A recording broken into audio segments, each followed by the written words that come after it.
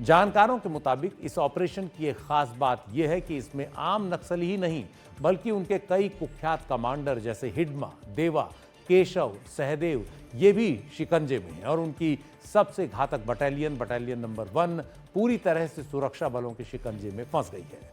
इस ऑपरेशन में घिरे 2 नक्सली कमांडरों का जिक्र करना जरूरी है। ये हैं हिडमा और देवा। दोनों ही सुकमा बीजापुर सीमा पर बसे पूवराती गांव से हैं जो टेकलगुड़म के करीब है। ये पूरा इलाका बटालियन नंबर 1 का गढ़ रहा है। पिछले साल तक Maoist People's Liberation Guerrilla Army battalion number 1 का कमांडर रहा हिडमा अब सीपीआई माओवादी की सेंट्रल कमेटी में शामिल है, यानी पिछले साल उसका कद और बढ़ गया। हिडमा नक्सलियों के बीच एक मिथक की तरह रहा है। वो एक गोंड आदिवासी है जो इसी इलाके में पैदा और बड़ा हुआ। यहाँ के जंगलों के हर मोड़, हर नदी, नाले, गुफा और पहाड़ी से वो वाकिफ है। 16 साल की उम्र में ही वो नक्सली बन गया था। बीते कई साल से छत्तीसगढ़ से लेकर तेलंगाना सीमा तक माओवादी हमलों का वो नेतृत्व करता रहा है। उसकी बटालियन दक्षिण बस्तर, बीजापुर, सुकमा और दंतेवाड़ा में सक्रिय है। ये वो इलाके हैं जो सालों से माओवादियों और सुरक्षा बलों के बीच संघर्ष का केंद्र बने हुए हैं। सुरक्षा बलों का मानना है कि हिडमा नक्सलियों के सबसे बड़े हमलों का मास्टरमाइंड रहा है और उनकी अगुवाई करता रहा है।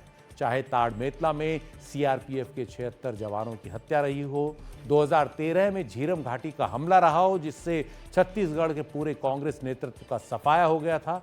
इसके अलावा भेज्जी, बुरकापाल, मिनपा और तेरम में हुए तमाम हमलों में हिडमा का हाथ माना जाता है।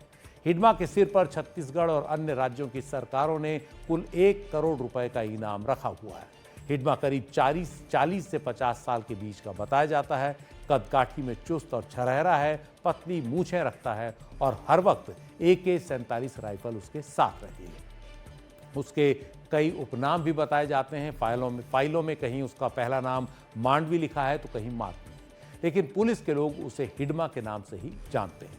काफ़ी शातिर रहा हिडमा, टेक्नोलॉजी की भी समझ रखता है। सीपीआई माओवादी की सेंट्रल कमेटी के बाकी सदस्यों से भी ज़्यादा वो चर्चा में रहता है। हिडमा को पकड़ना हमेशा से इसलिए और मुश्किल रहा है क्योंकि वो 3 से 4 स्तर के सुरक्षा घेरे में रहता है।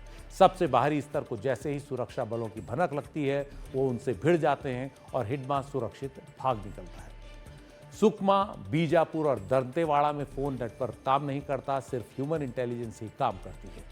और अभी तक जब भी हिडमा के बारे में कोई जानकारी मिलती रही तो जब तक सुरक्षा बल वहां पहुंचे तब तक वो कहीं और निकल चुका होता था। लेकिन इस बार वो चारों ओर से घिरा हुआ है। अगर सुरक्षा बल हिडमा को मार गिराते हैं या गिरफ्तार कर लेते हैं तो बस्तर में माओवादियों के सबसे खास रणनीतिक कमांडर का खात्मा हो जाएगा। हिडमा के पकड़े जाने से बस्तर के उन आदिवासियों का हौसला टूट जाएगा जो नक्सलवाद की राह चल चुकी है। हिडमा के खात्मे से बस्तर में नक्सलवाद की कमर टूट जाएगी। हिडमा के साथ एक और नक्सली कमांडर सुरक्षा घेरे में फंसा हुआ है। उसका नाम है देवा उर्फ बरसे सुक्का। पिछले साल देवा भी हिडमा की तरह इसका बटालियन नंबर 1 का हेड बना। हिडमा की तरह वो भी गोंड आदिवासी है और उसी के पूवराती गांव से ताल्लुक रखता है। हिडमा नक्सलियों की जिस बटालियन नंबर 1 का नेतृत्व करता था उसका जिम्मा देवा को पिछले साल सौंपा गया। देवा दरभा डिवीजन कमेटी का सचिव भी रहा। सुरक्षा बलों पर हुए कई हमलों में वो हिडमा का साथी रहा और उसने सुरक्षा बलों को काफी नुकसान पहुंचाया है। छत्तीसगढ़ में माओवादियों के अधिकतर बड़े नेता सेंट्रल कमेटी से लेकर दंडकारण्य स्पेशल जोनल कमेटी तक तेलंगाना से हैं, लेकिन हमलों में हिस्सा लेने वाले अधिकतर माओवादी गुरिल्ला छत्तीसगढ़ के स्थानीय आदिवासी हैं। कई बार उनके बीच मतभेदों की बातें भी सामने आती हैं। हालांकि अब हिडमा सीपीआई माओवादी की सेंट्रल कमेटी में शामिल हो चुका है। देखना यह है कि यह ऑपरेशन नक्सलियों पर नकेल कसने में कितना बड़ा मील का पत्थर अब साबित होता है। गृहमंत्री अमित शाह ने 31 मार्च 2026 तक देश से नक्सलियों का सफाया करने का लक्ष्य रखा है। नक्सलियों के खिलाफ अब तक सबसे बड़े ऑपरेशन पर जो बात करेंगे हमारे साथ हमारे सहयोगी हैं, एनडीटीवी मध्य प्रदेश छत्तीसगढ़ के संपादक, एनडीटीवी इंडिया के रेजिडेंट एडिटर और नक्सली इलाकों की गहरी जानकारी रखने वाले हमारे वरिष्ठ सहयोगी अनुराग द्वारी। अनुराग, आपका स्वागत है। आप लगातार इस खबर पर निगाह रखे हुए हैं। सुरक्षा बलों की प्रेस रिलीज में पहली बार ये लिखा है कि निर्णायक अभियान है ये, तो सुरक्षा बलों का ये बड़ा अभियान नक्सलियों के लिए क्या संकेत माना जाएगा? देखिए 2024 से अब तक लगभग सुरक्षा बलों ने 350 से ज़्यादा नक्सलियों को मार गिराया है और जिसमें कई बड़े नक्सल लीडर भी शामिल हैं। अब पहली दफ़ा ऐसा हो रहा है संभवतः जब सुरक्षा बलों ने अपने आधिकारिक प्रेस रिलीज़ में इसे निर्णायक लड़ाई बताया है। निर्णायक लड़ाई क्यों? क्योंकि यहाँ जिन लोगों को घेरा गया है उसमें हिडमा हो, देवा हो या विकास जैसे बड़े नक्सली नेता जो बस्तर की धरती से ही निकले हैं, ऐसे नेता वहाँ पर घिर चुके हैं। जो तादाद है वो सैकड़ों में बताई जा रही है। एक जो आंकड़ा आया है वो लगभग 500 से ज़्यादा नक्सलियों का है जिन्हें 10,000 से ज़्यादा सुरक्षा बलों ने घेर रखा है।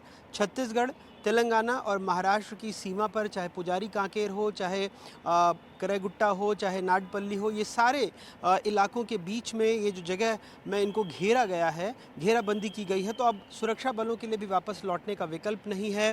ताबड़तोड़ हमला हो रहा है और 3 अभी तक जो वर्दीधारी नक्सलियों के शव बरामद हुए थे, तीनों महिलाएं थीं और कहीं ना कहीं जो पिछले 1-1.5 साल में सुरक्षा बल लगातार आक्रामक होते गए हैं, कैंप बनाते गए हैं और अब जो बड़ी घेराबंदी की है और अगर इस बटालियन को ख़त्म कर दिया सुरक्षा बलों ने तो पूरी तरह से बस्तर में ये माना जाएगा कि नक्सलियों की कमर टूट चुकी है। कुछ इक्का दुक्का ही उसके नेता या फिर उसका काडर बचा हुआ होगा। तो एक बड़ी घेराबंदी है और शायद इसलिए खुद सुरक्षाकर्मी अपनी औपचारिक प्रेस रिलीज़ में भी इसे निर्णायक लड़ाई ही बता रहे हैं।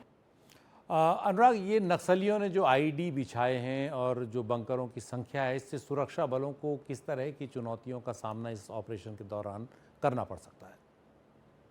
देखिए सुरक्षा बलों ने 2 अहम काम किए। एक तो जो नंबी, पुजारी कांकेर और जो वेंकटचलम की तरफ से जो रसद की सप्लाई होती थी उस लाइन को काट दिया है। लेकिन नक्सली भी शायद इस बात को जानते थे कि सुरक्षा बल उन्हें घेरने की कोशिश कर सकते हैं, इसीलिए कुछ दिनों पहले शांता ने एक चेतावनी जारी की थी खूंखार नक्सली ने और कहा था कि जो ये धरती है ये कहीं ना कहीं एक तरह से बारूदी सुरंग हर जगह पर बिछी हुई है। करेगुट्टा की धरती पर हर जगह बारूदी सुरंग लगी हुई है। अब 2 चीज़ें हैं, एक तो उस पहाड़ी के ऊपर है नक्सली और नीचे से सुरक्षा बलों ने घेरने की कोशिश कर रहे हैं। तो जो एक तरह से माना जाता है इस तरह के वॉरफेयर में कि जो एक एडवांटेज की पोजीशन है वो नक्सलियों की है क्योंकि ऊपर से वो घात लगाकर हमला कर सकते हैं। लेकिन 3 से 4 हेलीकॉप्टर वहाँ पर आपने देखा होगा तस्वीरों में भी कि वो बार बार उड़ान भर रहे हैं, ड्रोन से बराबर निगरानी रखी जा रही है। तो इस तरह के बहुत सारे सुरक्षा बल भी उसको बहुत एहतियात से देख रहे हैं ताकि सुरक्षा बलों को कोई नुकसान न पहुंचे। ड्रोन से निगरानी करते हुए बराबर जो चूँकि इसमें बहुत एलीट कमांडो भी हैं, फिर चाहे वो कोबरा बटालियन के हों, डिस्ट्रिक्ट रिजर्व गार्ड डीआरजी के जवान हों, बस्तर फाइटर्स के लोग हों या ग्रे हाउंड उधर से हो, महाराष्ट्र की सीमा से हो, ये सारे एलीट कमांडो ने घेर रखा है पूरे के पूरे इलाके को। तो ये भी चाहते हैं कि कम से कम सुरक्षा बल बहुत ही कदम फूंक फूंक कर रखें और शायद यही वजह है कि इतनी बड़ी फोर्स की तैनाती होने के बावजूद, हेलीकॉप्टर तैनात होने के बावजूद, ड्रोन कैमरा तैनात होने के बावजूद बहुत एहतियात से आगे बढ़ रहे हैं और चारों तरफ से घिरने के बाद मजबूर किया जाएगा। रसद लाइन काट दी गई है कि सरेंडर करें या फिर गोलियों की बौछार का सामना करें। तो ये 2 बड़ी चीज़ें उन्होंने पहले रसद लाइन काट करके, चूँकि हर वक्त वहाँ पर अगर आप बस्तर में देखें तो कहीं ना कहीं शय और मात का खेल चलता रहता है, लेकिन बहुत ज़रूरी था कि उस पहाड़ी पर कोई रसद की सप्लाई ना हो और वहीं सुरक्षा बल पूरी तैयारी के साथ गए हैं। 8 से 10 दिनों का रसद उनके पास है, पूरी सामग्री उनके पास है और पूरी एक सप्लाई चेन को मेंटेन करते हुए आगे बढ़े हैं। तो कहीं ना कहीं ये नक्सलियों के लिए ये मुकाबला काफ़ी मुश्किल होने वाला है, तादाद के लिहाज से, रणनीति के लिहाज से और रसद के लिहाज से भी। जी अनुराग, मेरा आखिरी सवाल ये है कि इस ऑपरेशन का जो नतीजा है वो किस तरह से छत्तीसगढ़, तेलंगाना, महाराष्ट्र जैसे जो नक्सल प्रभावित राज्य हैं उनमें नक्सलवाद के खिलाफ लड़ाई पर असर डालेगा? देखिए ज़ाहिर तौर पर क्योंकि अब जो 9 राज्य लगभग नक्सल प्रभावित माने जाते थे उसमें नक्सलियों का दायरा जो रेड कॉरिडोर है बहुत हद तक, चाहे फिर वो झारखंड की बात हो, चाहे तेलंगाना की बात हो, चाहे महाराष्ट्र की बात हो, ये सिमट चुका था। ये जो पूरा एक जोन बनता है उसमें अब ने कुछ दिनों पहले मध्य प्रदेश में भी देखा होगा, जो बालाघाट का इलाका था वहाँ जब नक्सलियों का मूवमेंट हुआ तो मध्य प्रदेश की तरफ से उन्हें मारा गया। छत्तीसगढ़ में लगातार ऑपरेशन चले जा रहे हैं, जैसा मैंने बताया कि पिछले 2 सालों में 350 से ज़्यादा नक्सलियों को मार गिराया कराया गया है और इससे 3 गुने से ज़्यादा तादाद में नक्सलियों ने सरेंडर किया है। जो बहुत सरेंडर पॉलिसी भी सरकार लेकर के आई है, चाहे फिर ज़मीन देने के लिए, फिर उन गाँवों को पुरस्कृत करने के लिए जो नक्सल मुक्त होते जा रहे हैं। तो इस तरह के कई उपाय सरकार की तरफ से शांति बहाली के भी किए जा रहे हैं और यही वजह है कि नक्सलियों की तरफ से बराबर शांति प्रस्ताव आ रहे हैं कि आप मिलकर बैठकर बात कर लीजिए। आज भी उनकी तरफ से ये प्रस्ताव आया है। तो कहीं ना कहीं बाकी के राज्यों में तो सिमट ही गया था, लेकिन बस्तर में लगातार, इसके पहले हमने कुछ महीनों पहले देखा था कि छत्तीसगढ़ के ही एक और ज़िले में गरियाबंद की तरफ में किस तरह से मूवमेंट हुआ था और एक बड़ा ऑपरेशन था सुरक्षा बलों का, जिसमें कई नक्सलियों को उन्होंने मार गिराया था।